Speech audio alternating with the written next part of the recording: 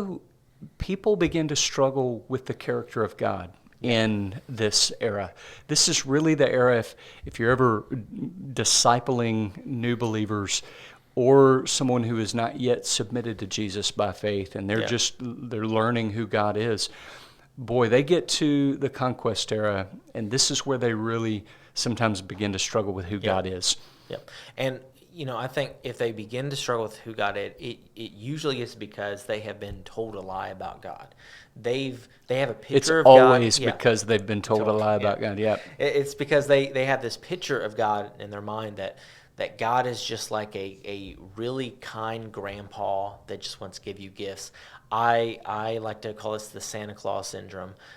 Sometimes we pretend that God is Santa Claus. Like, he sees you when you're sleeping, he knows when you're awake, he knows you've been bad or good, and if you're good, he'll give you stuff. Like, that's that very cartoonish version of God that we have. And so when you're reading the Conquest era, you're like, that's not who God is.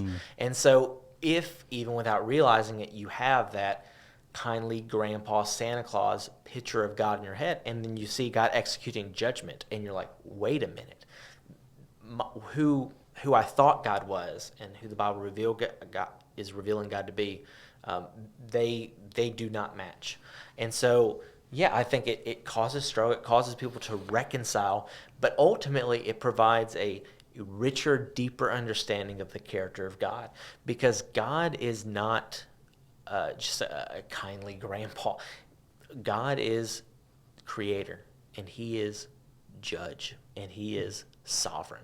And if we don't fully understand those truths of his character, we're never going to be able to have as deep of a relationship with him as we could. Yeah, and if you've never found or prepared a personal answer to questions like, why would God command his people to destroy women and children in the land of Canaan? Why would God do that? If you don't have a good answer for that, boy, it is coming up. Before we get to that issue, though, I want to just point out right at the beginning of the Conquest era, there's this incredible moment where Joshua, I believe, bows the knee to Jesus in person. And he's called the commander of the armies of the Lord. And it's really interesting because you ask the question, who is this? Well, the answer really solidifies when you get to Luke and the story of the birth of Jesus. And the angels appear to the shepherds. And it says that those angels are the heavenly host. That word host it's army, the heavenly armies. Here in Joshua, to begin the conquest era, because the people are commanded to carry out God's judgment on the Canaanites.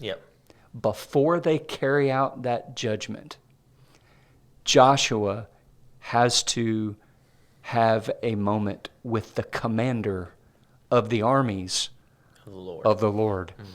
That's Jesus.